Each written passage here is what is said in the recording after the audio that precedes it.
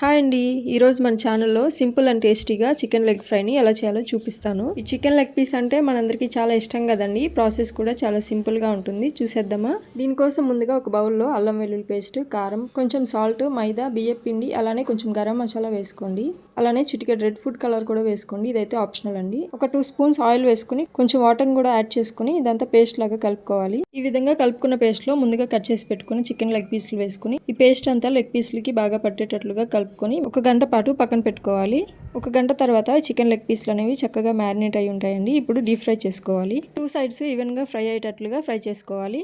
ఈ లోపు మనం ముందుగా కలిపి పెట్టుకున్న మసాలా పేస్ట్ ఉంది కదండి, ఇదైతే వేస్ట్ అయిపోకుండా దీనిలో కొంచెం క్యాబేజీ పీసెస్ కూడా యాడ్ చేసుకుని వీటిని బాగా కలిపి పకోడీ లాగా వేసుకోవచ్చు. ఈ క్యాబేజ్ పకోడీ అయితే సాంబారు పప్పులోకి కూడా చాలా బాగుంటుందండి. నెక్స్ట్ టైం ఎప్పుడైనా ట్రై చేయండి. చూసారు కదండి, వేడివేడిగా చికెన్ లెగ్ ఫ్రై అలానే క్యాబేజ్ పకోడీ కూడా రెడీ అయిపోయింది. మీరు కూడా ట్రై చేసి ఎంజాయ్ చేయండి. ఇలాంటి సింపుల్ రెసిపీస్ కోసం మా ఛానల్ని సబ్స్క్రైబ్ చేసుకోండి. థ్యాంక్ యూ అండి.